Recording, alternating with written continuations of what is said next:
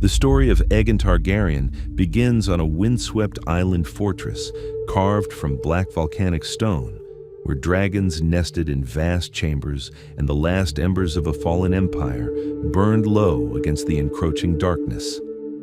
Dragonstone stood as a monument to survival, its impossible architecture a reminder that the Targaryens were no ordinary family, but the final remnant of a civilization that had commanded fire and blood across half the known world.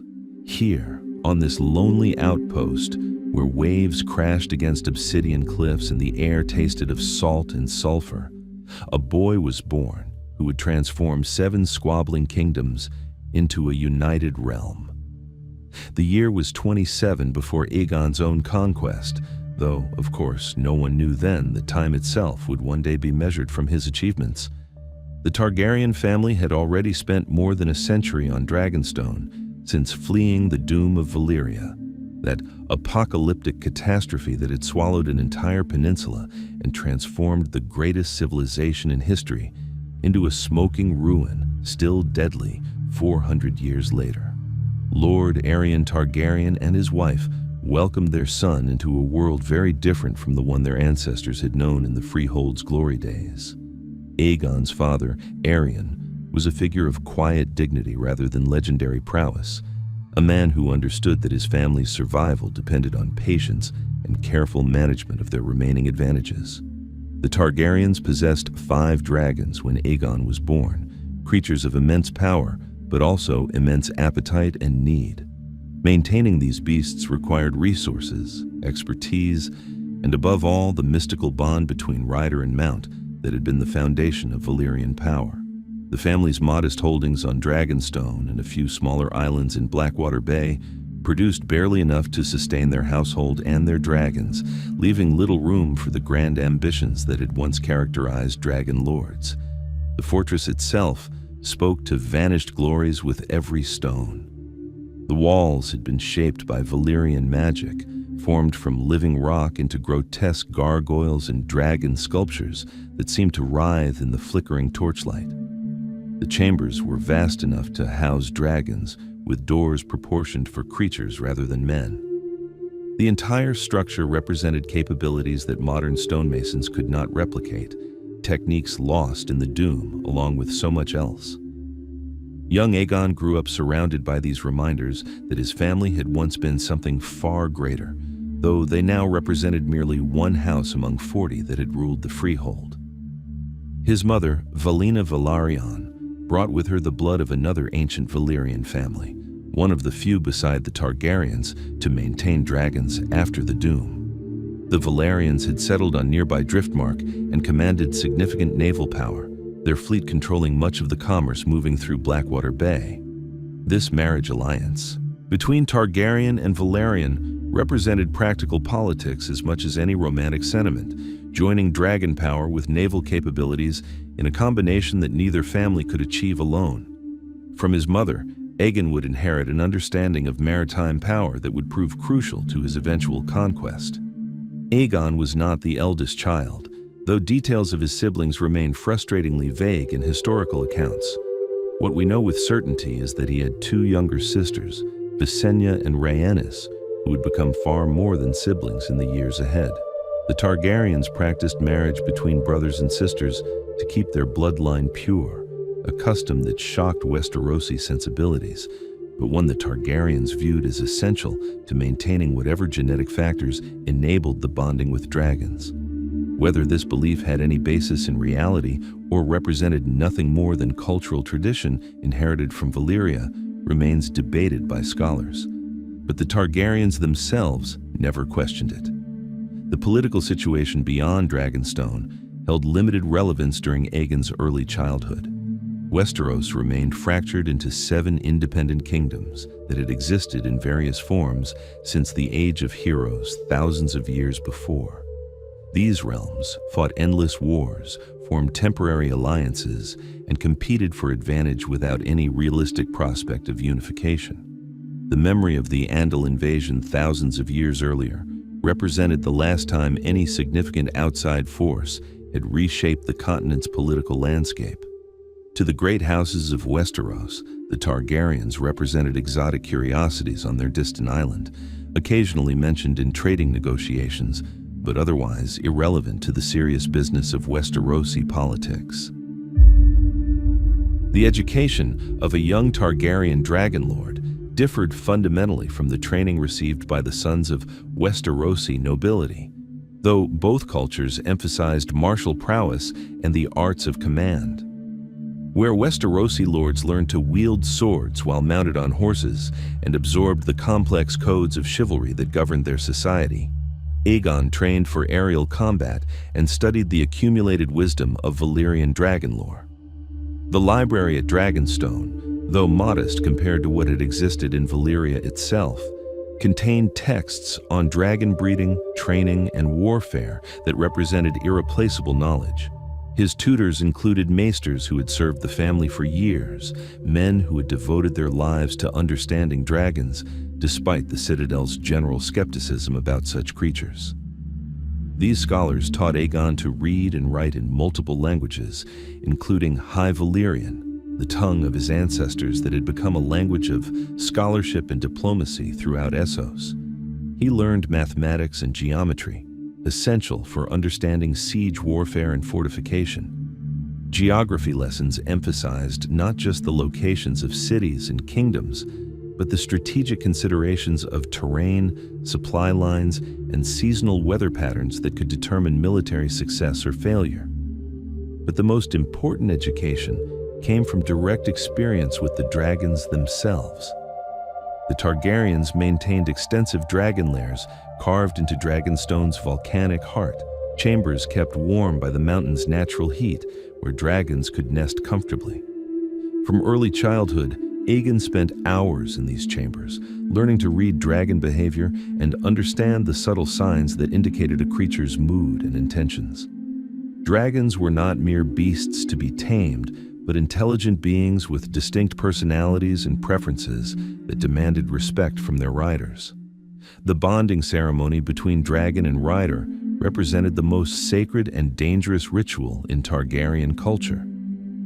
No living dragon lord could explain precisely how the mystical connection formed or why certain individuals succeeded in claiming dragons while others died in the attempt. Young Targaryens typically attempted their first bonding as adolescents, approaching young dragons or dragon eggs with a mixture of confidence and terror. Success meant a partnership that would last a lifetime. Failure often meant a horrible death by fire or talon. Aegon approached a dragon named Balerion, a creature already regarded as exceptional even in a family accustomed to such magnificent beasts. Later generations would call him Balerion the Black Dread, but when Aegon first bonded with him, the dragon was merely large rather than enormous, his scales gleaming ebony in the torchlight of the dragon caves. The connection formed between boy and beast would define both their lives. Balerion recognized something in Aegon that made him accept the young Targaryen as his rider, creating a bond that would grow stronger with each passing year. The experience of first flight transcended anything that could be described in mere words. To soar above Dragonstone on Dragonback, feeling the creature's immense power beneath him and viewing the world from heights where eagles flew, transformed Aegon's understanding of possibilities. The ground-bound kingdoms of Westeros spread before him like a map, their castles and armies suddenly appearing small and vulnerable. This perspective shaped his thinking in ways that no amount of strategic instruction could match. He understood with immediate clarity that whoever commanded the skies commanded everything beneath them. His sisters, Visenya and Rhaenys, each bonded with dragons of their own, completing what would become the most formidable aerial force in the known world. Visenya claimed Vhagar, a dragon of fierce temperament that matched her own stern personality. Rhaenys rode Meraxes, a magnificent creature whose golden scales caught sunlight like molten metal. The three siblings spent countless hours flying together, developing the coordination and communication that would later prove decisive in battle. They learned to attack from multiple directions simultaneously, to use sun and clouds for concealment, and to coordinate dragonfire to create walls of flame that could incinerate entire armies. Beyond martial training, Aegon developed an understanding of governance and administration that would prove equally important to his eventual success. He observed how his father managed Dragonstone's limited resources, balancing the needs of dragons against the requirements of the human population. He learned to adjudicate disputes between fishermen and farmers, to manage the collection of taxes that sustained the household, and to maintain the loyalty of soldiers and servants whose families had served the Targaryens for generations. These mundane skills in resource management and conflict resolution would later prove as valuable as any military capability.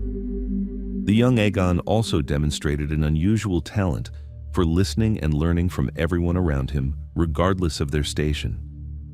He questioned ship captains about navigation and weather patterns, discussed agricultural techniques with farmers who worked Dragonstone's limited arable land, and learned construction methods from the stonemasons who maintained the fortress. This curiosity and willingness to acknowledge expertise wherever it existed would later serve him well when governing a vast realm containing millions of people with diverse skills and knowledge. His reading extended beyond military and administrative texts to include the histories of various civilizations throughout the known world. He studied accounts of the Giscari Empire that Valyria had destroyed, examining how even the most powerful realms could fall to superior tactics and technology. He read about the Rhoynar and their ultimately futile resistance to Valyrian expansion, learning both from their innovative defensive strategies and from the terrible price of defying dragon lords. Most importantly, he absorbed lessons about the challenges of governance, understanding that conquest represented merely the first step toward creating a stable realm. The exact moment when Aegon first conceived of conquering Westeros remains lost to history, buried beneath centuries of legend and the deliberate myth-making that would later characterize Targaryen historians. What we can determine from examining the historical record is that the decision emerged gradually rather than springing fully formed from a single revelation. Multiple factors converged during Aegon's early adulthood to make the conquest not just desirable, but seemingly inevitable given his capabilities and circumstances. The political situation in Westeros during the years immediately preceding the conquest had reached a peculiar equilibrium of balanced weakness. The Seven Kingdoms had fought each other to exhaustion over decades of inconclusive warfare that had drained their treasuries and bloodied their armies without producing any decisive shift in power. The Reach remained the most populous and prosperous kingdom under House Gardner, controlling vast agricultural territories that could support massive armies. The Westerlands under House Lannister possessed the continent's greatest mineral wealth, their gold mines at Casterly Rock, financing military forces that could match the Reach. The Storm Kingdom, the North, the Vale, the Riverlands, and Dorne each possessed their own advantages and vulnerabilities, creating a complex web of rivalries that prevented any single kingdom from dominating the others. This fragmentation created opportunity for an outside force with sufficient military superiority to overwhelm any individual kingdom before the others could coordinate effective resistance. Aegon recognized that the Westerosi kingdoms, despite their considerable combined resources, had no experience fighting dragons and possessed no weapons capable of threatening aerial assault. Their castles, designed to resist siege engines and scaling ladders, offered no protection against creatures that could simply fly over walls and incinerate defenders with fire. Their cavalry, the traditional elite force of Westerosi armies, became targets rather than assets when dragons could attack from above. But military advantage alone does not fully explain Aegon's decision. The Targaryens had possessed dragons for over a century without attempting to conquer Westeros, suggesting that capability alone was insufficient motivation. What changed during Aegon's lifetime were the economic circumstances of Dragonstone itself. The island fortress, while defensible and strategically located, produced barely enough to sustain the Targaryen household and their dragons. The family's wealth depended heavily on controlling trade moving through Blackwater Bay, collecting tolls from merchants who preferred the protection of Targaryen dragons to the risks of piracy. This business model had limits that became increasingly apparent as Aegon matured. Dragons required enormous quantities of food, with fully grown specimens consuming entire livestock daily when fully active. The costs of maintaining proper dragon health, combined with the expenses of soldiers, servants, and the fortress itself, stretched Dragonstone's resources to their limits. Expansion offered the only realistic solution to this resource constraint. The fertile territories of Westeros, properly administered, could easily support not just 3 dragons, but dozens, enabling the Targaryens to rebuild their power toward something approaching what Valyrian dragon lords had once commanded. There were also dynastic considerations that influenced Aegon's thinking. He had married both his sisters in the Valyrian tradition, creating a complex family structure that defied Westerosi customs. Visenya, the elder sister, possessed a warrior's temperament and served as Aegon's chief military advisor. Rhaenys, younger and more charismatic, excelled at diplomacy and cultural matters. Both women shared Aegon's ambitions and pushed for expansion that would provide appropriate inheritance for any children they might bear. The Targaryen practice of polygamy, shocking to Westerosi sensibilities, was simply accepted among those with Valyrian heritage as the prerogative of dragon lords. Religious factors may also have played a role, though the sources remain contradictory on this point. Some accounts suggest that Aegon experienced prophetic dreams similar to those that had warned his ancestor Danis about the doom of Valyria. These visions supposedly showed him a future threat from the frozen north, something terrible that would require a united Westeros to resist. Whether such prophecies actually occurred or were invented by later Targaryen historians to justify the conquest remains impossible to determine with certainty. What we know is that Aegon spoke occasionally of destiny and necessity in ways that suggested he viewed the conquest as something more than mere territorial expansion. The practical preparations for invasion required years of careful planning and resource accumulation. Aegon could not simply fly across the narrow sea and begin burning castles. He needed a landing force capable of securing territory once dragons had broken organized resistance. He spent years recruiting soldiers, offering generous terms to skilled warriors from throughout Essos who were willing to serve under a dragon lord's banner. These forces eventually numbered approximately 1,500 men, tiny compared to the armies he would face, but sufficient if dragons could create the tactical breakthroughs that would break enemy morale. Naval preparations proved equally crucial.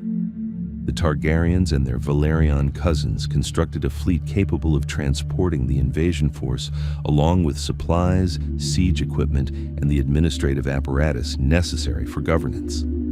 These ships needed to be sturdy enough for open ocean crossing while remaining maneuverable in the coastal waters where initial landings would occur.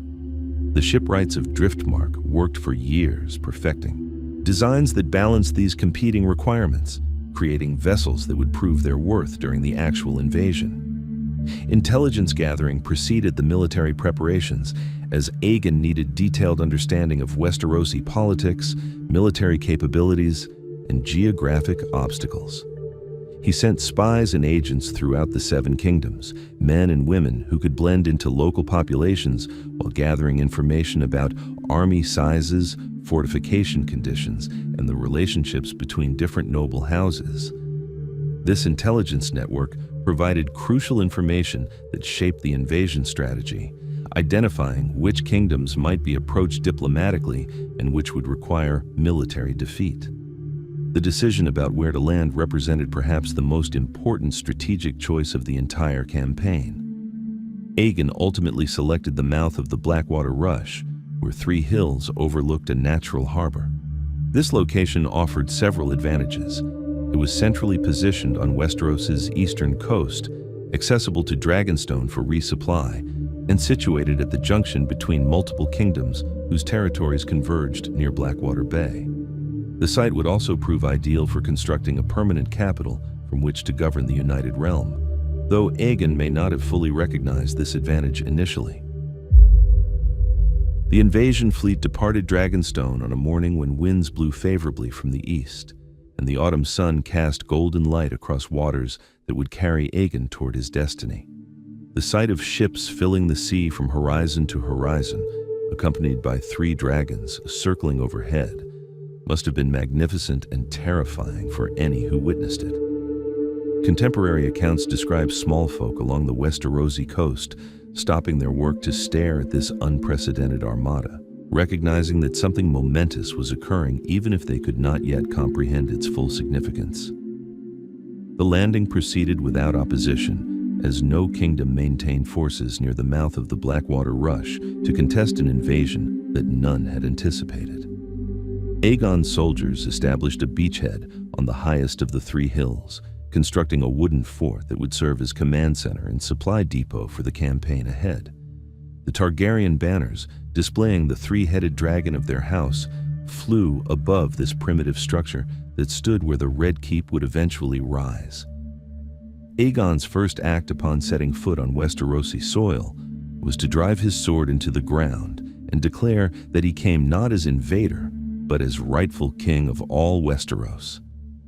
The audacity of this claim can hardly be overstated.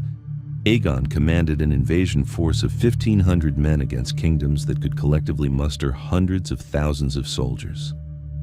He possessed no hereditary claim to Westerosi lands, no marriage alliances with local nobility, and no legal justification beyond the might of his dragons. Yet he styled himself king and demanded the submission of monarchs whose families had ruled their realms for thousands of years. The sheer arrogance of this declaration actually worked in his favor, as many lords initially dismissed him as delusional rather than recognizing the genuine threat he represented. Aegon's initial message to the 7 kingdoms offered generous terms to those who would submit peacefully. Lords who bent the knee immediately could retain their lands, titles, and the privilege of governing their territories under Targaryen authority. Those who resisted would face the full force of dragonfire and lose everything. This carrot-and-stick approach proved remarkably effective at dividing potential opposition. Many minor lords, viewing the situation pragmatically, recognized that submission cost them little beyond acknowledging a new overlord, while resistance risked complete destruction. The first major military action occurred when Aegon flew Balerion to the seat of House Darklyn at Duskendale, demanding their submission. Lord Darklyn, underestimating the threat posed by a single dragon, refused and prepared his forces for battle.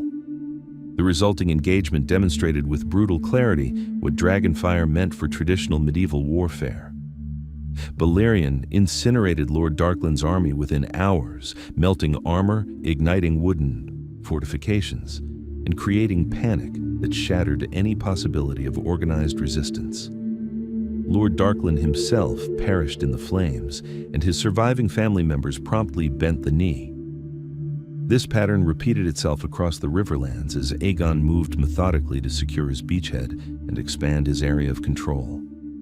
Each victory brought more lords into his camp as word spread about the futility of resistance.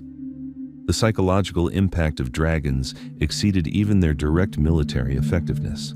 Soldiers who might bravely face enemy swords lost all courage when confronting creatures that could incinerate entire formations from the sky. The speed with which organized resistance collapsed surprised even Aegon, suggesting that he had underestimated the tactical advantages his dragons provided. The major kingdoms initially responded with confusion rather than coordinated action. The Riverlands at that time were divided between multiple powerful houses, none capable of commanding the unified response that might have contained Aegon before he consolidated his position. The North, separated by thousands of miles of difficult terrain, could not respond quickly, even if King Torrhen Stark had immediately recognized the threat. The Vale, behind its mountains and the Reach, preoccupied with its own concerns, remained focused on traditional rivals rather than this unprecedented danger from across the narrow sea.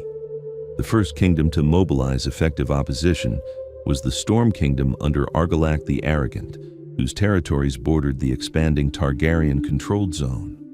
Argilac was an aging warrior who had spent his life fighting and had no intention of surrendering to an upstart from Dragonstone.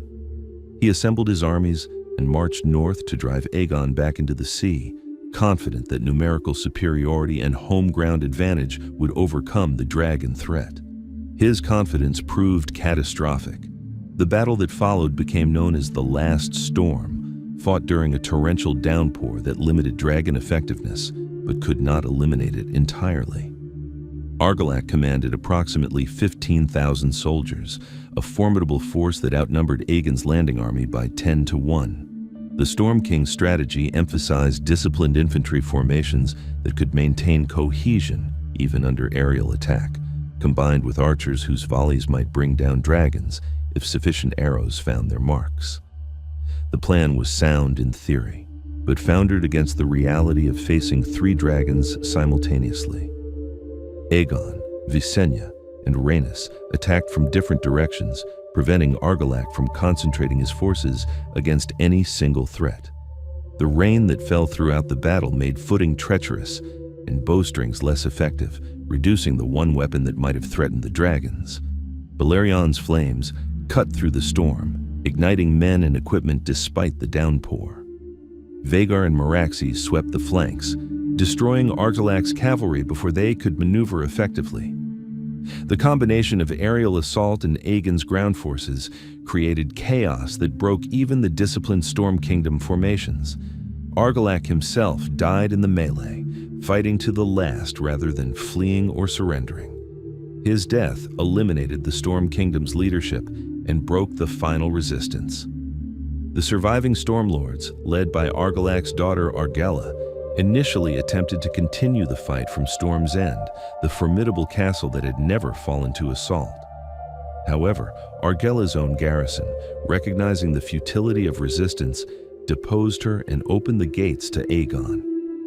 In a gesture that would characterize his approach to defeated enemies, Aegon treated Argella with respect and arranged her marriage to his friend Aurys Baratheon, effectively giving the Storm Kingdom to a loyal follower while preserving some continuity with the old regime. The next major challenge came from the 2 most powerful kingdoms in Westeros, the Reach under King Mern Gardner and the Westerlands under King Loren Lannister. These monarchs, recognizing the threat that Aegon posed to all Westerosi independence, formed an alliance and assembled the largest army that would face Aegon during the entire conquest. Contemporary accounts estimate this combined force at over 80,000 soldiers, including some of the finest knights in Westeros. This massive host represented everything that traditional medieval warfare could muster against the revolutionary threat posed by dragons. The 2 kings marched their armies east to confront Aegon before he could further consolidate his conquests, intending to crush his forces through sheer numerical superiority. Their strategy emphasized cavalry shock tactics, combined with massed archery that might bring down dragons if sufficient arrows filled the sky. The alliance commanders understood they faced unprecedented tactical challenges, but believed that courage, numbers, and proper deployment could overcome any advantage dragons provided. Their confidence rested on centuries of military experience and success against every conventional threat. The armies met on a broad plain south of Blackwater Rush, terrain that favored the massive Reach and Westerlands cavalry forces. King Mern and King Loren deployed their soldiers in traditional fashion, with heavy cavalry on the flanks, infantry in the center, and archers positioned to support both. The formation was textbook perfect, exactly what military treatises recommended for engaging an inferior force. The Allied commanders likely felt confident as they surveyed their vast army, the banners and pennants of dozens of noble houses fluttering in the breeze, the armor and weapons of 80,000 men glinting in the afternoon sun. Aegon commanded fewer than 10,000 soldiers, his invasion force supplemented by recent recruits from submitted territories. By every conventional calculation, his army was hopelessly outnumbered and should have been destroyed within hours. But Aegon possessed 3 adult dragons, and he was about to demonstrate exactly what that meant in practical military terms. The Battle of the Field of Fire, as it became known, would forever change warfare in Westeros and establish dragon superiority beyond any possibility of dispute. The engagement began with Aegon's ground forces advancing against the Allied center, apparently committing to a traditional infantry engagement that played to the alliance's numerical advantages. The Reach and Westland's commanders initially interpreted this as desperation or folly, believing Aegon had no choice but to fight a conventional battle. Their mistake became apparent only when the three dragons appeared over the battlefield, approaching from different directions at high altitude where archers could not effectively target them. Balerion led the assault, diving from the Ahadran sky with Aegon on his back, targeting the center of the Allied line where the densest concentrations of infantry stood in formation. The dragon fire that erupted from Balerion's throat exceeded anything the Allied soldiers had imagined, even those who had heard tales of dragon capabilities. The superheated flames didn't just kill, they obliterated, melting armor into molten metal that fused with flesh, igniting clothing and equipment, and creating temperatures that caused immediate combustion of anything flammable within a vast radius. The psychological impact exceeded even the direct casualties. Soldiers who had spent their lives training for combat, who had faced enemies across shield walls and maintained discipline under arrow volleys, discovered that all their courage and training meant nothing against this alien form of warfare. Men broke and ran, trampling their own comrades in desperate attempts to escape the flames. Officers who tried to restore order found their voices lost in the screaming chaos as entire formations dissolved. Visenya and Rhaenys attacked the flanks simultaneously, preventing any organized response or retreat. Vhagar swept the eastern flank where Reach cavalry had been positioned, the dragon fire igniting not just men but horses, creating stampedes that spread chaos throughout the Allied lines.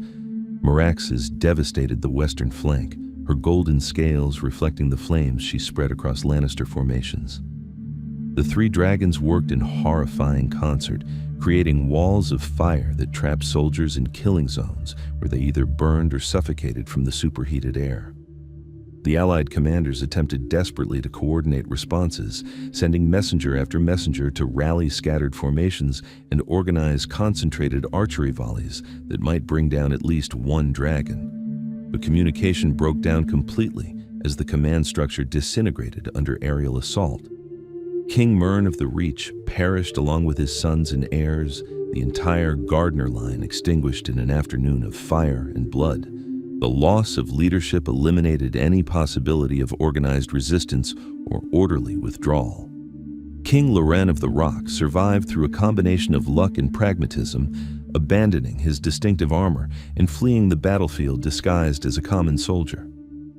His survival meant the Westerlands retained continuity of leadership, but his army had been shattered beyond any possibility of reconstitution. The Lannister forces, considered among the finest in Westeros, had been reduced to scattered survivors fleeing in all directions, their expensive equipment abandoned across a field that had become a charnel house.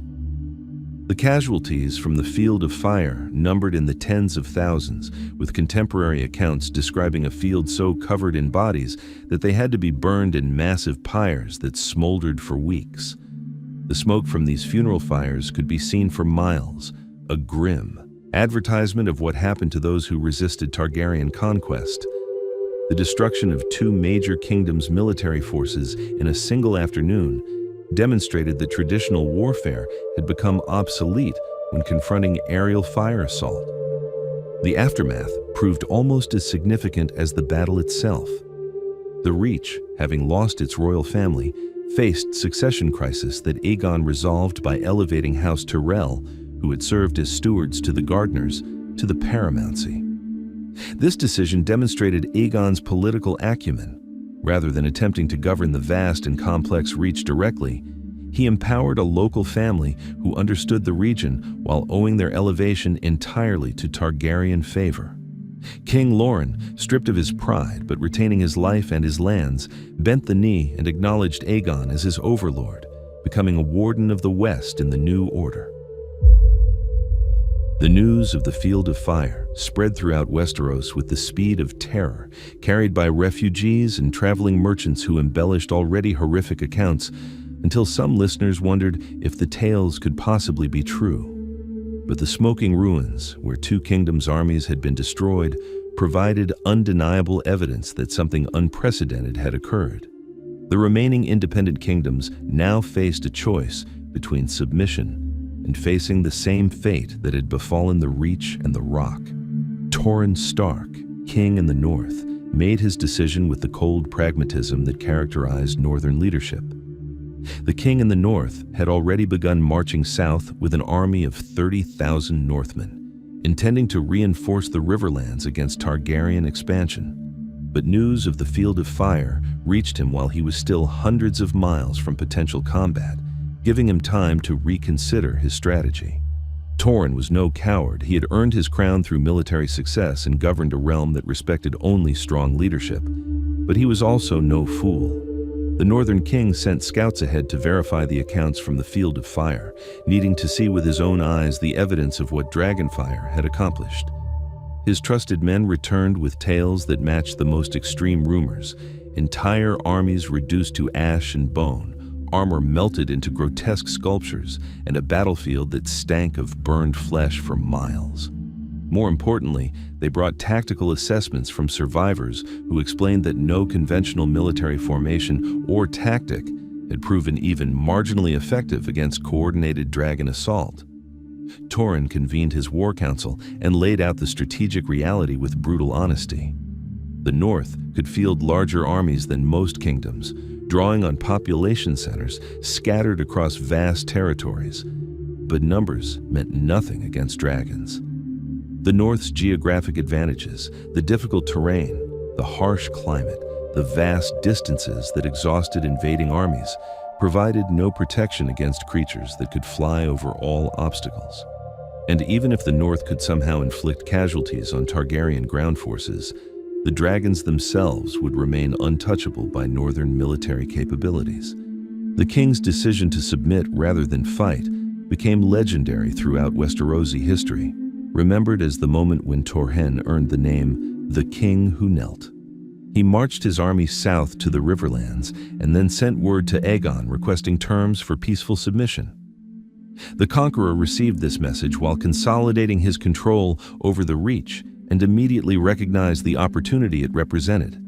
Aegon had no desire to campaign in the north, where the population was dispersed and the terrain favored defenders, making subjugation both difficult and costly, even with dragon superiority. The meeting between Aegon and Torrhen occurred on the southern shore of Siodm, what would become known as the God's Eye, with both armies arrayed but at peace. Torrhen rode forward with his household guard to where Aegon waited with his sisters and his leading commanders. The Northern King dismounted, removed his crown, and knelt before the Targaryen, formally acknowledging Aegon's sovereignty over all Westeros. In exchange, Aegon confirmed Torrhen as Warden of the North, granted him the right to govern his vast territories according to Northern customs, and promised that the North would be permitted to maintain its own laws and traditions under the overall framework of Targaryen rule. This peaceful submission set a crucial precedent for how Aegon would govern his conquered realm. He did not seek to eradicate existing power structures or impose Valyrian customs on Westerosi populations. Instead, he established himself as supreme overlord while permitting regional autonomy and cultural continuity. The great houses that had ruled as kings now served as wardens and paramount lords, maintaining their local authority while acknowledging the Iron Throne's supremacy. This system would prove remarkably stable, enduring for nearly 3 centuries despite various stresses and challenges. The Vale of Arryn presented different challenges than the North, as its rulers believed their mountain fastness made them invulnerable to Targaryen conquest. The Eyrie, perched atop a mountain accessible only by a treacherous path with multiple defensive stations, had never fallen to assault in recorded history. The Vale's defenders reasonably assumed that dragons, while formidable in open battle, could accomplish nothing against a fortress positioned where no army could reach it. This confidence proved catastrophically misplaced. Aegon's response demonstrated both his tactical flexibility and his willingness to apply overwhelming force when necessary. Rather than attempting a conventional assault or siege, he simply flew Balerion directly to the Ares courtyard, landing in the space where the castle's defenders had assumed no threat could ever reach. The sight of a dragon materializing in what should have been the Vale's most secure location shattered any illusions about the fortress's invulnerability. The young King Ronald Arryn, still a child, was reportedly thrilled rather than terrified by the dragon's appearance, expressing desire to ride Balerion himself. The boy's mother, serving as regent, recognized that resistance was futile when dragons could simply bypass all the Vale's defensive advantages. She bent the knee and pledged the Vale's loyalty to Aegon, securing terms similar to those granted to the north. The Vale would be governed by House Arryn as wardens of the East, maintaining their customs and laws while acknowledging Targaryen supremacy. The peaceful submission of the Vale, following the North's example, meant that Aegon had secured 3 kingdoms through negotiation rather than destruction, demonstrating that he preferred accommodation to annihilation when possible. The Riverlands had already been largely pacified through earlier campaigns, though the region's complex political situation required careful management. Unlike the other kingdoms, the Riverlands had no dominant house, but rather multiple powerful families competing for supremacy. Aegon resolved this by elevating House Tully to the paramountcy, rewarding their early submission and their assistance during the conquest. This decision created resentment among other Riverlands houses, but established clear hierarchy that would facilitate governance. Of all the 7 kingdoms, only Dorne successfully resisted Targaryen conquest, employing guerrilla tactics and strategic withdrawal that neutralized dragon superiority while inflicting steady casualties on occupying forces. This resistance, lasting years and claiming the life of Queen Rhaenys, represented the greatest military challenge Aegon faced and demonstrated the limitations of dragon power when confronting an enemy who refused to offer conventional targets. The initial Dornish campaign began with apparent Targaryen success, as dragons swept across the Desert Kingdom, forcing the abandonment of castles and the withdrawal of Dornish forces into the deep desert and mountain strongholds. Aegon's armies occupied major settlements including Sunspear, the seat of House Martell, and established garrisons throughout the kingdom. For several months, it appeared that Dorne had fallen as completely as the other kingdoms, and Aegon declared victory while turning his attention to consolidating control elsewhere. But the Dornish had never truly been defeated. They had simply refused to fight the kind of battle that dragons could win. Princess Miriam Martell, the elderly ruler who commanded Dornish resistance, understood that open battle against dragons meant certain death and accomplished nothing. Instead, she ordered a strategy of scorched earth and guerrilla warfare that made Targaryen occupation untenable. Dornish forces evacuated their castles before dragon attacks arrived, denying Aegon targets worth burning. When Targaryen garrisons settled into captured fortresses, Dornish raiders struck at their supply lines, isolated outposts, and any soldier who ventured outside defended positions. The desert itself became a weapon against the occupation force. Targaryen soldiers, accustomed to the more temperate climate of most of Westeros, suffered terribly in Dorne's heat. Water sources were poisoned or destroyed by retreating Dornish forces, while ambushes claimed the lives of men sent to secure supplies. The vast empty spaces of the desert swallowed entire patrols, their bodies found weeks later desiccated by the sun. And always, the Dornish avoided direct confrontation with dragons, melting away into terrain where aerial pursuit was futile. Aegon responded with increasing frustration and eventually rage as his garrison slowly bled from attrition without ever facing the pitched battle that might bring decisive victory. He ordered dragons to burn Dornish settlements suspected of harboring resistance, killing civilians in hopes of pressuring Princess Maria to sue for peace. These attacks backfired spectacularly, strengthening Dornish resolve while providing no military advantage. The burned villages were simply abandoned, their surviving populations retreating deeper into the desert to continue resistance.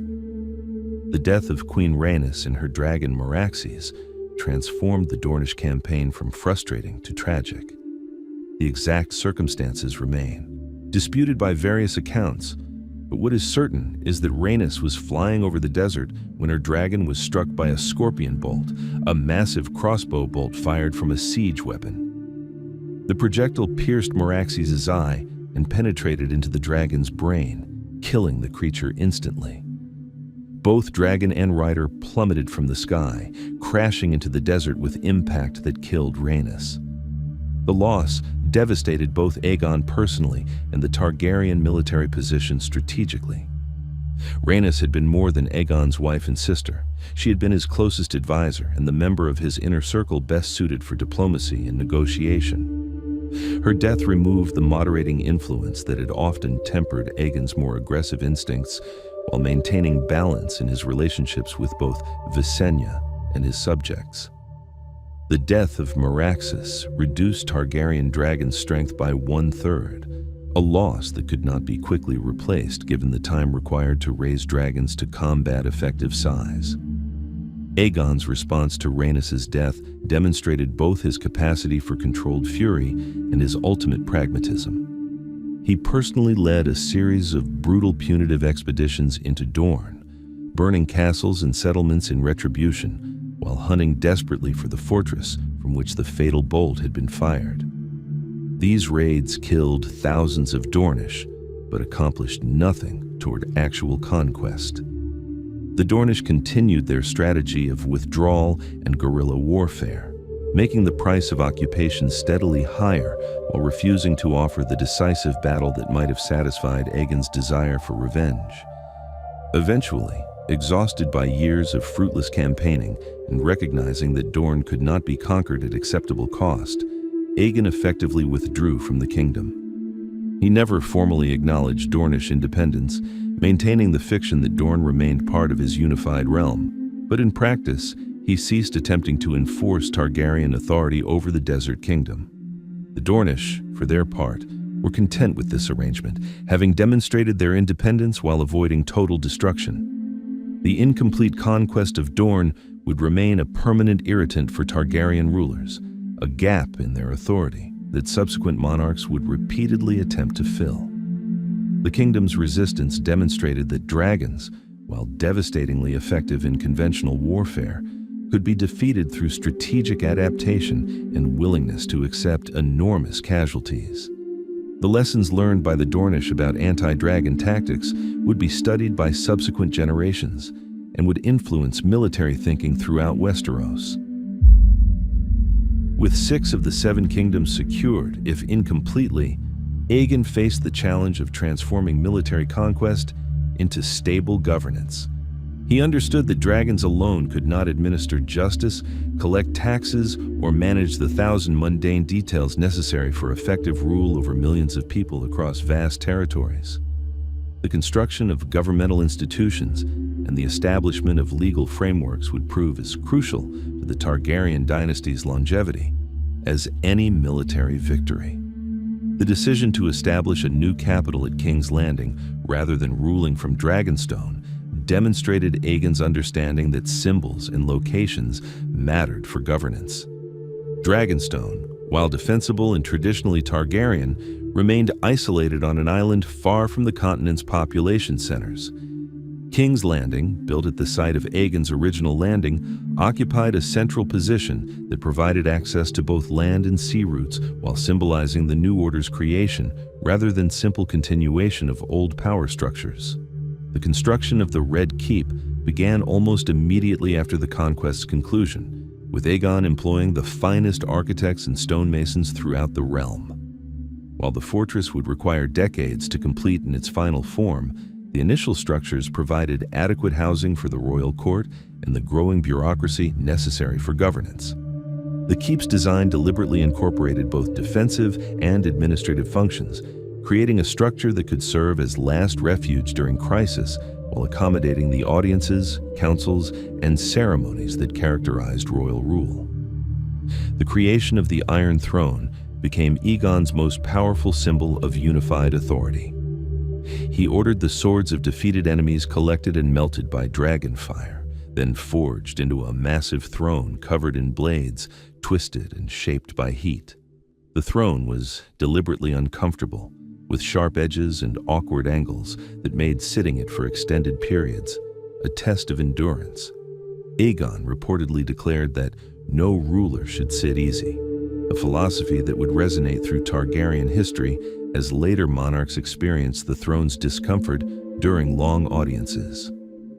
The establishment of the small council provided the institutional framework for governance, creating positions responsible for different aspects of administration. The Hand of the King served as the monarch's deputy, wielding royal authority in the king's name and managing day-to-day governance, while Aegon focused on broader strategic concerns. The Master of Coin oversaw taxation and royal finances, a position of immense importance given the expenses of maintaining dragons and the royal household. The Master of Laws adjudicated disputes and standardized legal practices across regions with different traditions. The Master of Ships commanded the royal fleet, while the Master of Whisperers managed intelligence gathering and the identification of threats to royal authority. Aegon's approach to law emphasized standardization without destroying regional variations that reflected different histories and customs. He established the King's Peace, declaring that all violence committed without royal sanction was criminal, regardless of the perpetrator's status or justification. This principle helped reduce the endemic warfare between noble houses that had characterized pre-conquest Westeros, though enforcement proved challenging in remote regions. He standardized inheritance laws to reduce succession disputes, generally favoring male primogeniture, but allowing some flexibility in cases where this might prove disruptive. The relationship between the Iron Throne and regional power structures required careful balance between central authority and local autonomy. Aegon's solution involved recognizing the great houses as paramount lords or wardens responsible for governing their regions, collecting taxes, raising armies when required, and administering justice according to both royal and local law. These regional lords swore oaths of fealty directly to the Iron Throne, binding them personally to the crown while maintaining their authority over lesser nobles within their territories.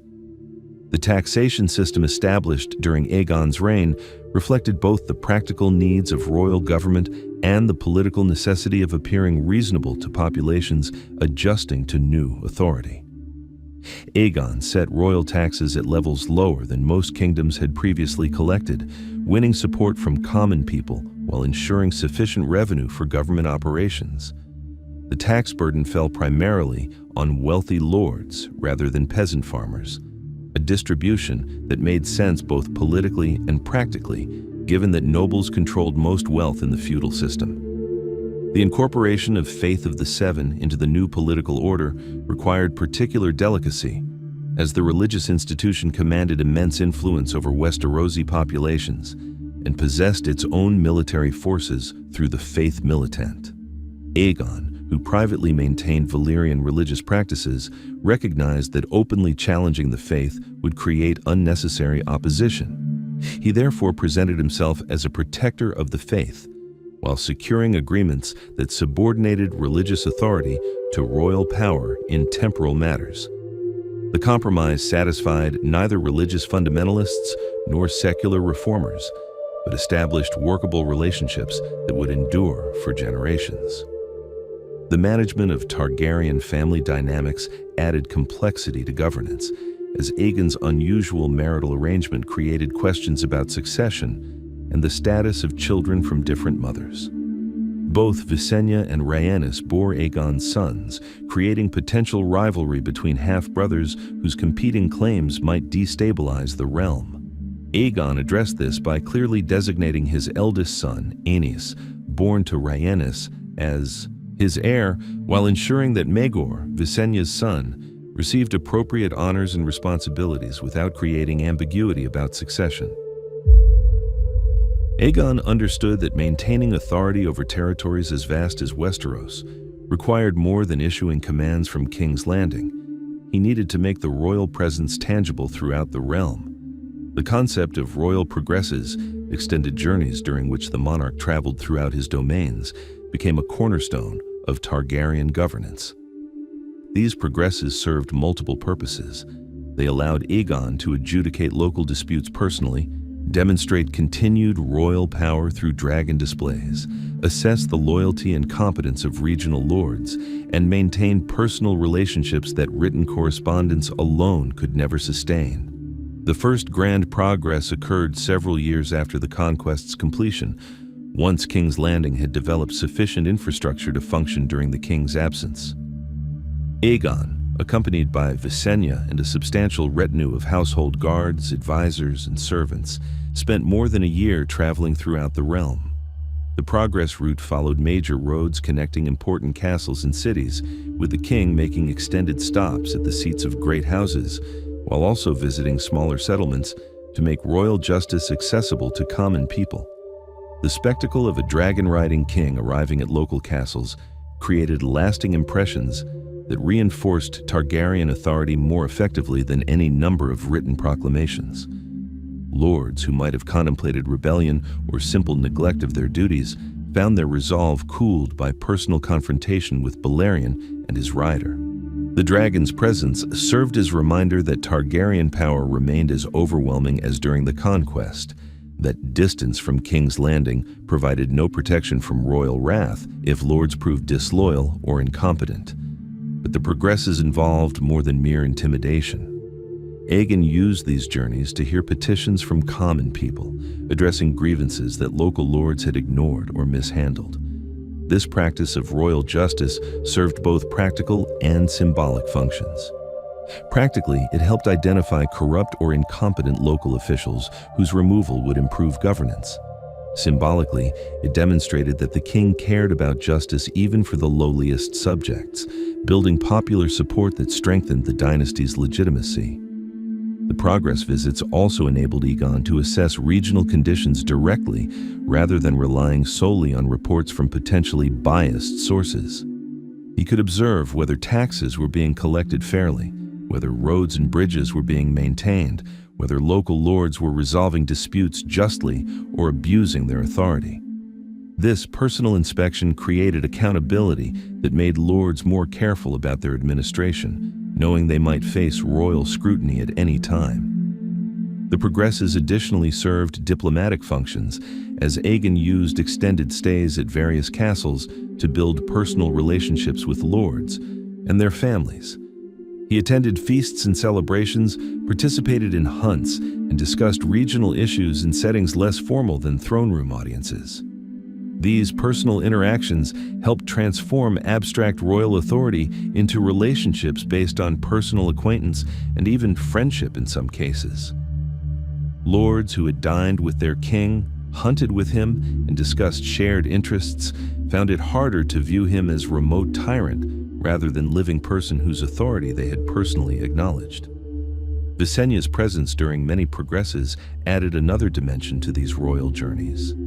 Where Aegon combined authority with approachability, Visenya represented the stern face of Targaryen power.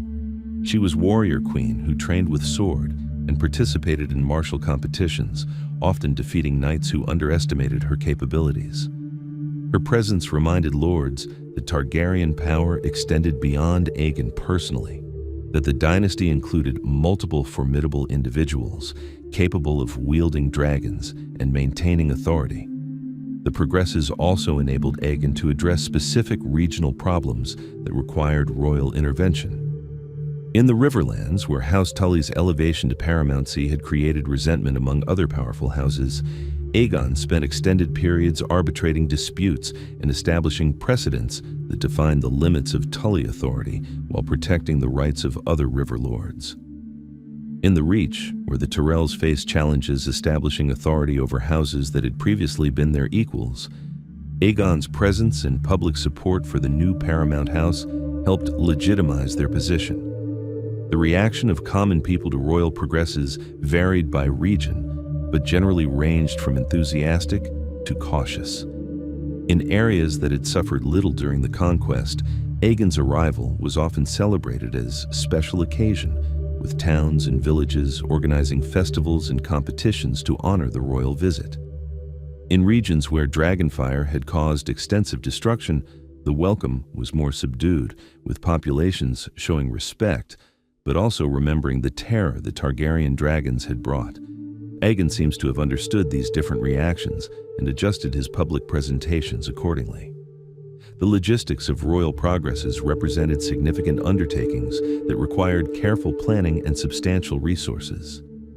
The royal retinue included hundreds of people, guards, servants, cooks, stable hands, craftsmen, and administrative officials, all requiring food, shelter, and transportation. Local lords hosting the progress bore responsibility for accommodating this influx, a burden that was simultaneously honor and inconvenience. The expense of feeding and housing the royal party for extended periods could strain even wealthy houses, though refusing hospitality to the king was unthinkable. The progress routes were planned months in advance to ensure adequate preparation. Time for host lords, while maintaining unpredictability about specific timing that might catch unprepared or disloyal lords off guard. The king's route would be generally known. He was traveling through the Westerlands or the Reach, but the specific castles to be visited and the duration of stays remained flexible until shortly before arrival. This flexibility served both practical purposes, allowing adjustment for weather and road conditions, and political ones, maintaining element of surprise that discouraged preparation of elaborate deceits. Behind the public image of conquering monarch and supreme ruler, Aegon Targaryen remained a man whose personal relationships, desires, and emotional needs shaped his reign in ways that formal histories often overlook. His unusual marital arrangement with both his sisters created family dynamics that fascinated and scandalized Westerosi observers, while influencing major political decisions throughout his life. Understanding these personal dimensions provides crucial context for interpreting Aegon's actions and the legacy he created.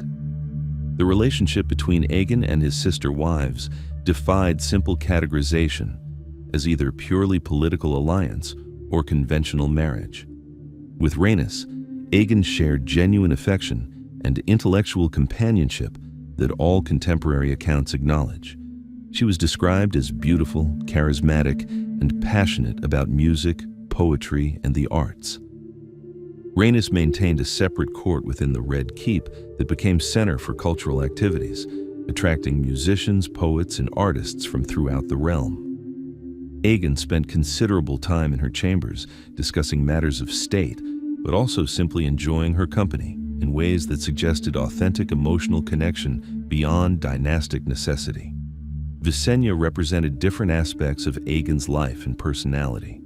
She was warrior and strategist, more comfortable in armor than court dress, more interested in military tactics than artistic expression. Her relationship with Aegon appeared less overtly affectionate than his bond with Rhaenys, characterized instead by mutual respect between partners who shared commitment to the dynasty's security and expansion. Visenya served as Aegon's military advisor and often commanded forces independently, demonstrating capabilities that would have made her formidable queen, ruling in her own right. The question of which sister Aegon actually loved, if that word applies meaningfully to their complex relationships, has occupied historians for centuries without reaching consensus. Some sources suggest Aegon genuinely loved both, but in different ways, valuing Rhaenys' companionship and Visenya's strength equally but differently. Others argue he truly loved Rhaenys while maintaining his relationship with Visenya primarily for political and military reasons. Still, others contend that Aegon's emotions remain ultimately unknowable, his true feelings concealed behind the mask of kingship that he wore throughout his adult life. The birth of Aegon's children created both joy and potential complications for the dynasty. His first son, Ennis, born to Rhaenys several years into the Conquest, was reportedly a sickly child whose survival remained uncertain during his early years. Aegon doted on the boy despite concerns about his constitution, publicly designating him as heir while ensuring he received the best medical care available. The elevation of a child whose health remained questionable reflected both paternal affection and the political necessity of establishing clear succession to prevent disputes that might fracture the realm. Maegor, born to Visenya some years later, presented stark contrast to his half-brother in both temperament and physicality. Even as a child, Maegor demonstrated physical prowess and aggressive tendencies that recalled the warrior traditions of Valyria. Where Ennis was thoughtful and studious, Maegor was martial and direct. Where Ennis sought to please and avoid conflict, Maegor confronted challenges head-on with violence if necessary. These differences created natural tension between the half-brothers while ensuring that Visenya's son would never accept subordinate role without resentment. Aegon's relationship with his sons revealed his capacity for tenderness alongside the ruthlessness he displayed in political matters. He personally supervised much of their education, teaching them to ride dragons and understand the responsibilities that came with Targaryen heritage. He seemed determined that both boys understand that being born royal brought obligations as well as privileges, that their position demanded service to the realm rather than merely enjoying power's benefits. The king's friendships and close relationships extended beyond his immediate family to include several individuals who became legendary figures in their own right. Orys Baratheon, widely believed to be Aegon's bastard half-brother though never officially acknowledged as such, served as the king's closest male companion and most trusted commander. Aegon gave Orys Storm's End in the Baratheon name after the Conquest, establishing the dynasty that would eventually overthrow the Targaryens 3 centuries later. The friendship between Aegon and Orys demonstrated the king's capacity for loyalty and his willingness to reward service with generosity. The relationship with his maesters and advisors showed Aegon's intellectual curiosity and willingness to learn from experts regardless of their birth or status. He regularly consulted with Grand Maester and members of his small council, genuinely listening to advice even when it contradicted his own preferences. This openness to counsel distinguished Aegon from many monarchs whose absolute power made them dismissive of subordinates' perspectives. His ability to accept criticism without taking offense created an environment where advisors could speak honestly about problems and challenges. Aegon's personal habits and daily routines reflected both the demands of kingship and his own preferences developed during years before conquest. He reportedly rose early, spending dawn hours with his dragons before attending to governmental business. He maintained relatively simple tastes in food and dress, despite wealth that could have sustained almost unlimited luxury. Contemporary accounts describe him as preferring plain roasted meats and bread to elaborate feasts, wearing practical clothing rather than ostentatious display except on state, occasions requiring ceremonial dress. The king's private religious practices remained mostly hidden from public view, though evidence suggests he maintained Valyrian traditions while publicly respecting the faith of the Seven that dominated Westerosi culture. The Targaryens worshipped no gods in the conventional sense, instead practicing form of ancestor veneration that honored particularly powerful dragons and the riders who had commanded them. These private ceremonies held little interest for most Westerosi, who viewed Targaryen religious practices as exotic but irrelevant as long as the king did not interfere with the faith. The death of Rhaenys fundamentally altered Aegon's emotional life and arguably his personality. Friends and advisors reported that he became more somber and withdrawn after losing his sister wife, spending less time in public entertainments and more in solitary contemplation. The joy that Rhaenys had brought to court largely died with her, replaced by atmosphere more austere and focused on duty than pleasure. Visenya, never disposed toward frivolity, emphasized military preparedness and security concerns that reflected her own temperament while filling vacuum left by Rhaenys' absence. The final decades of Aegon's reign witnessed the transformation from conquest and consolidation to legacy building and preparation for succession. As the king aged and his conquest receded into history, he increasingly focused on creating institutions and precedents that would enable his dynasty to govern effectively after his death. The challenges he addressed during this period would shape Targaryen rule for generations while revealing both his vision and his limitations as political architect.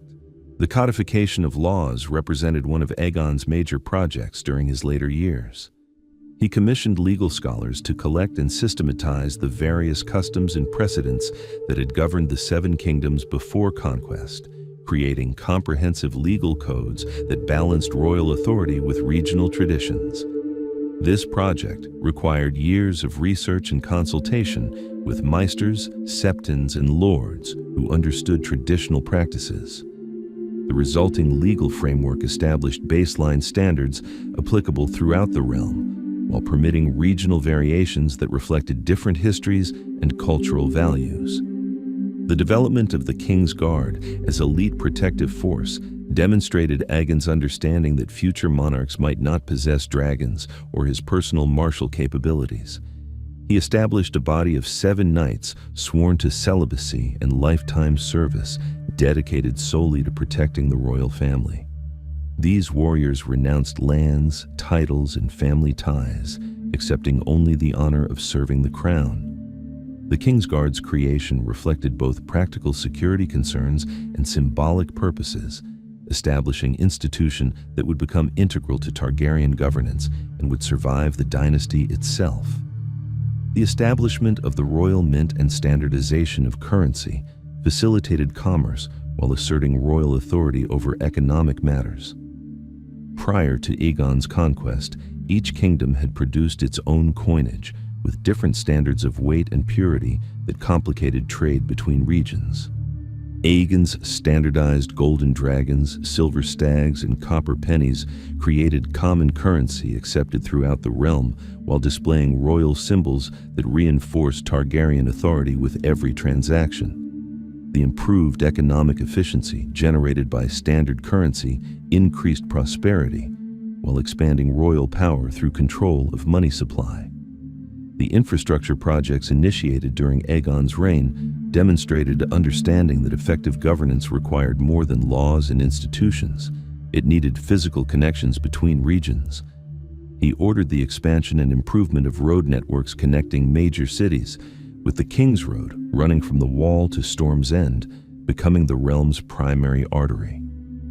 These improved roads facilitated both commerce and military deployment, enabling faster movement of goods and troops while symbolically connecting formerly independent kingdoms into unified network.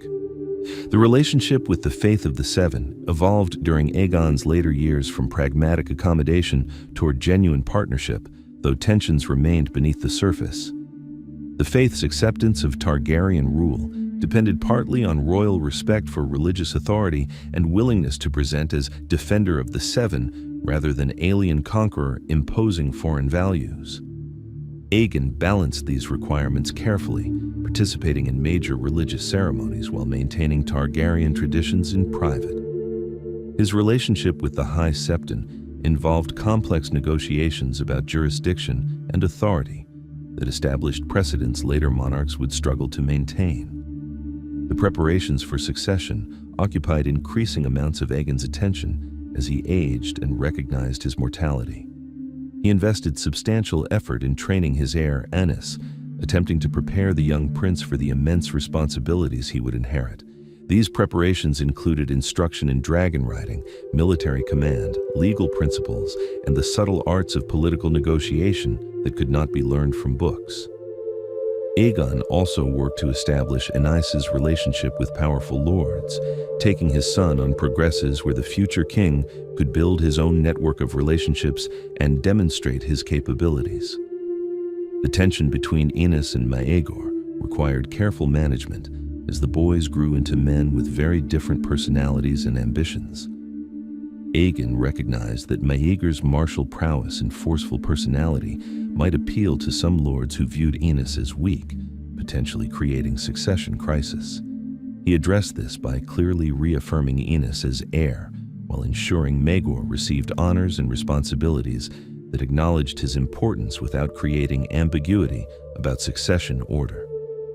The king granted Maegor command of royal forces and involved him in military matters where his talents could be employed productively.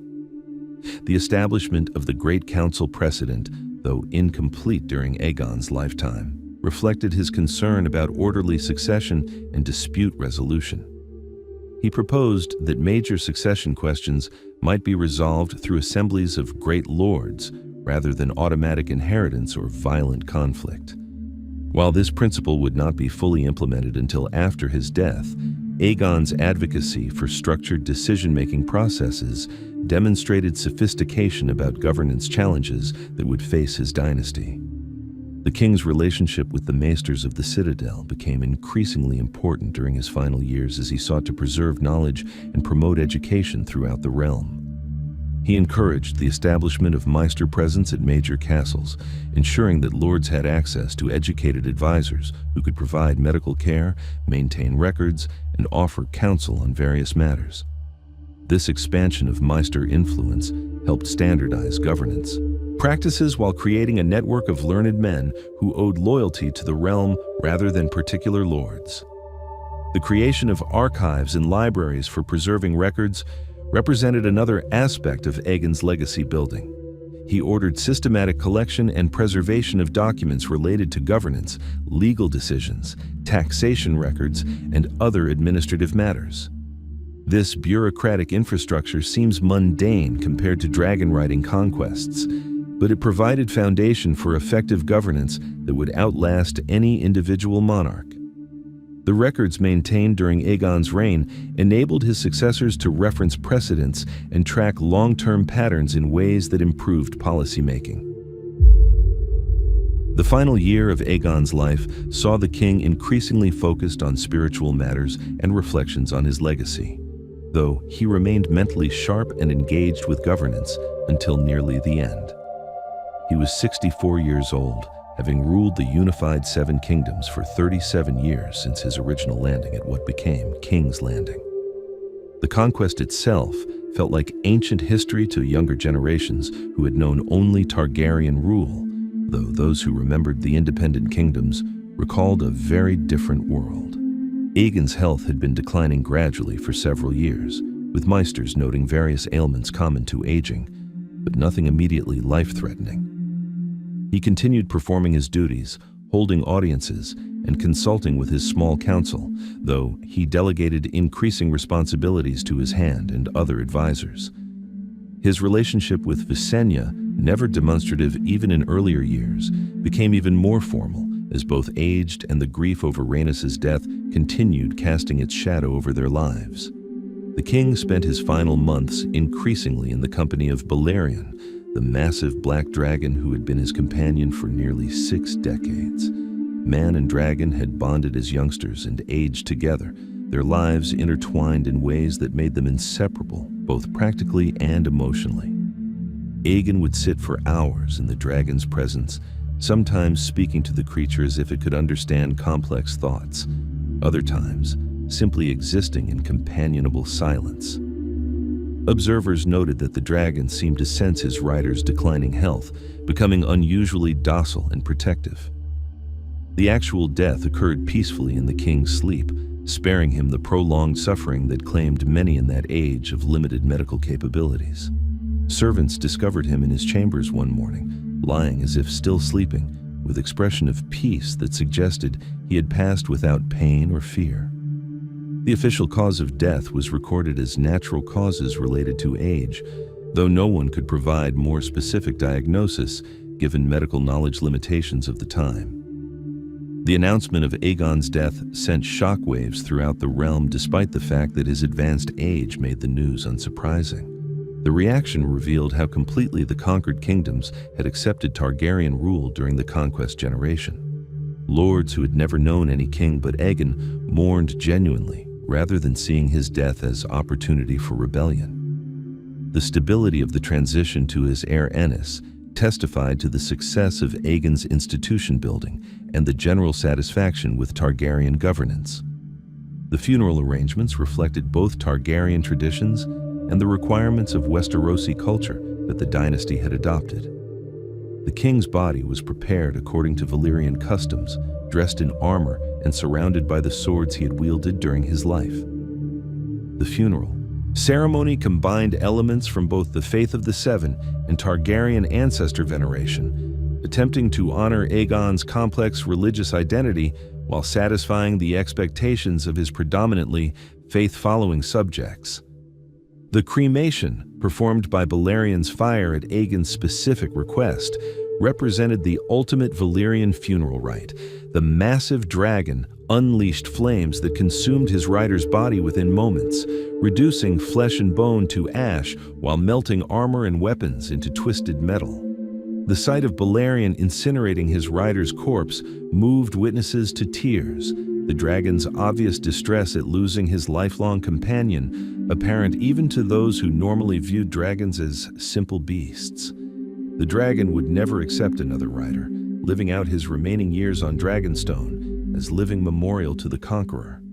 The succession proceeded smoothly as Aenys assumed the Iron Throne according to his father's wishes and established precedent.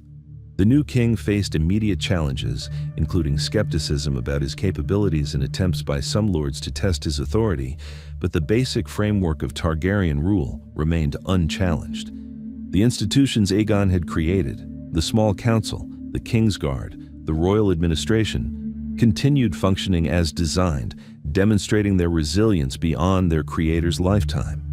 The assessment of Aegon's reign began immediately after his death and continues among historians to the present day.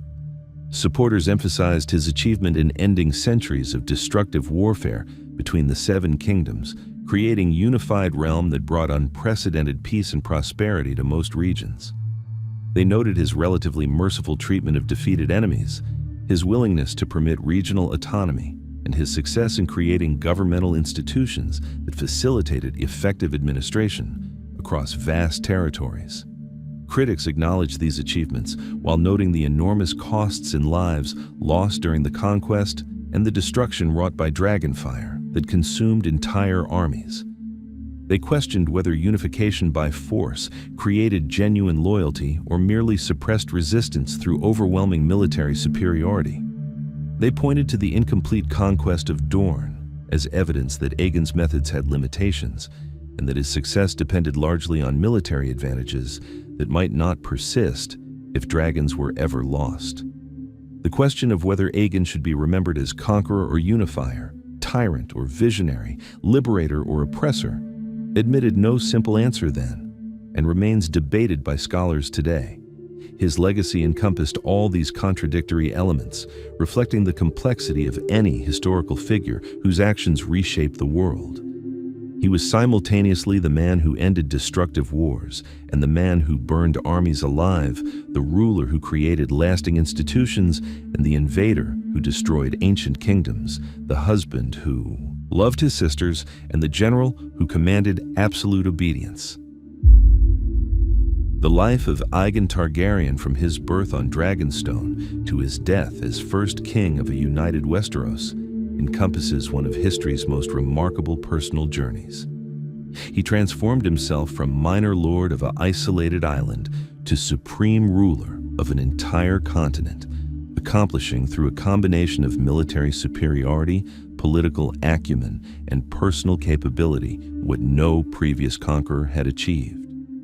The realm he created would endure for nearly 3 centuries, outlasting his own dynasty and shaping Westerosi civilization in ways that persist millennia after his death.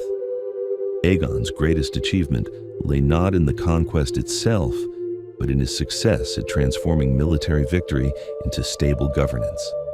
Many conquerors throughout history have demonstrated ability to destroy existing orders.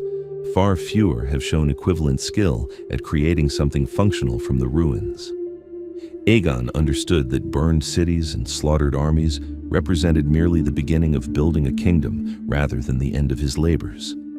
His establishment of administrative institutions, legal frameworks, and political precedents demonstrated vision that extended beyond immediate military concerns to encompass long-term stability. The methods Aegon employed, combining overwhelming force with political accommodation, demanding submission while permitting autonomy, centralizing authority while respecting regional traditions, created balance that enabled governance across territories too vast for any single ruler to control directly. His willingness to work with existing power structures rather than attempting to eliminate them demonstrated pragmatism that many conquerors lacked. The great houses that had ruled as kings continued ruling as lords, maintaining their status and authority while acknowledging a higher power that could destroy them if they proved disloyal. Yet this pragmatism came with costs that Aegon himself likely never fully appreciated. The preservation of existing feudal structures meant that social inequalities and injustices that had characterized the Seven Kingdoms continued under Targaryen rule. The small folk who comprised the vast majority of Westeros's population experienced little change in their daily lives beyond the identity of the distant king they nominally served. The promise of peace that unification offered was frequently broken by rebellions, succession disputes, and conflicts between great houses that the Iron Throne struggled to prevent or resolve. The question of whether Aegon's conquest represented net positive or negative for Westeros admits no definitive answer. The peace he established prevented the constant low-intensity warfare between kingdoms that had characterized previous centuries, but his methods involved such horrific violence that entire generations carried trauma from experiences during the conquest. The unified realm he created enabled large-scale infrastructure projects and economic development that would have been impossible in a fragmented continent, but this development primarily benefited nobility, while leaving common people's circumstances largely unchanged. Aegon's personal character, as much as can be determined from fragmentary historical sources filtered through centuries of Targaryen propaganda, appears to have combined genuine vision with ruthless willingness to employ any means necessary to achieve his goals. He was capable of mercy and even kindness toward defeated enemies, but he could also order the complete destruction of those who resisted. He valued counsel from advisors and demonstrated intellectual curiosity, but he never doubted his fundamental right to rule or questioned whether conquest through dragonfire represented just means of acquiring sovereignty. The relationship with his dragons, particularly Balerion, defined much of Aegon's life and legacy. These creatures provided the military superiority that made conquest possible while simultaneously limiting his strategic options and shaping his approach to governance. The dragon's need for vast quantities of food influenced his choice of landing site and subsequent territorial priorities.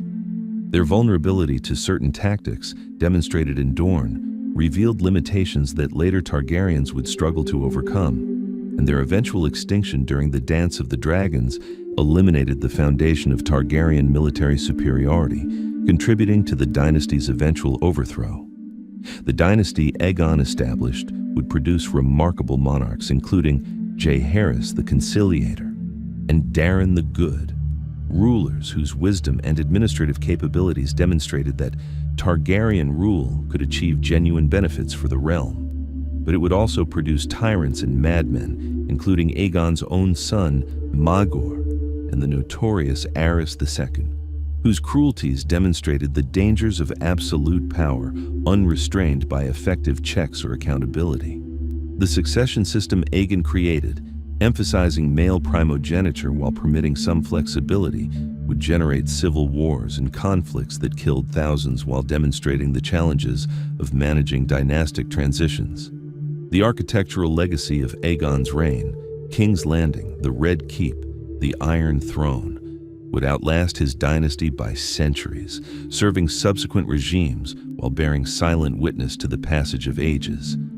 These structures, built to proclaim Targaryen power and permanence, ultimately demonstrated the opposite, that even the most apparently permanent institutions are temporary, that stone and metal outlast the people who build them, and that history's greatest achievements become eventually mere curiosities for later generations to puzzle over.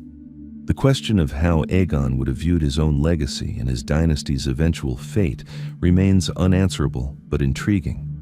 Would he have felt satisfaction that his descendants ruled for nearly 3 centuries, creating a period of relative Stability unprecedented in Westerosi history?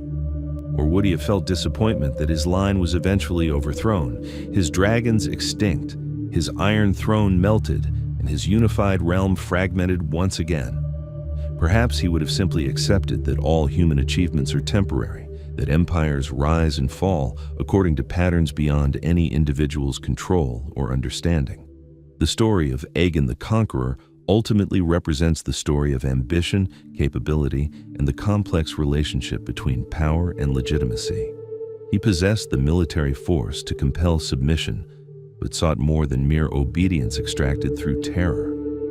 He wanted to create something lasting, something that would justify the conquest's bloodshed through subsequent peace and prosperity.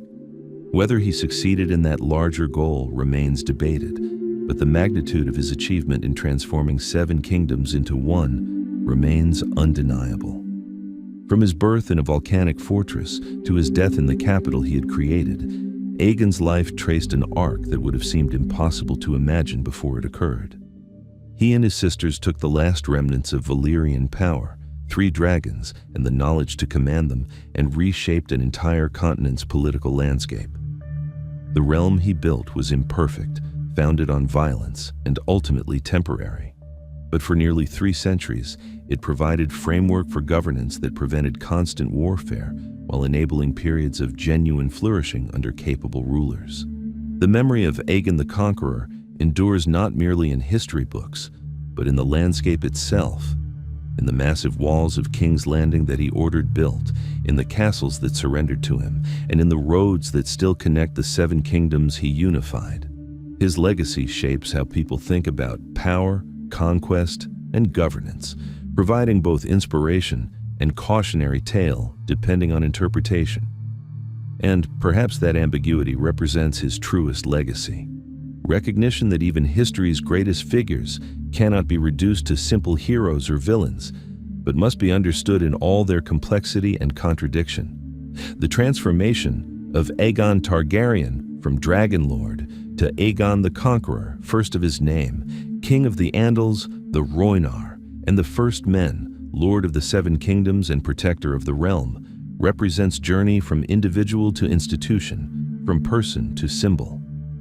The man who rode Balerion and loved his sisters became absorbed into the mythology of monarchy, his actual personality and motivations obscured by centuries of legendary embellishment. What remains clear is that he changed the world through combination of capability and opportunity, demonstrating what could be achieved when extraordinary individual ability encountered favorable circumstances. And so, his story ends where it began, on Dragonstone, where his ashes were eventually interred in the castle's crypts alongside those of his ancestors who had fled Valyria's doom. The island fortress that had sheltered the last dragon lords of the Freehold became the repository for the Conqueror's remains, completing circle that connected fall of one empire to the creation of another. The dragons that had made both empires possible were gone from the world, but their shadow remained, cast across centuries by the memory of what they had achieved and what they had destroyed.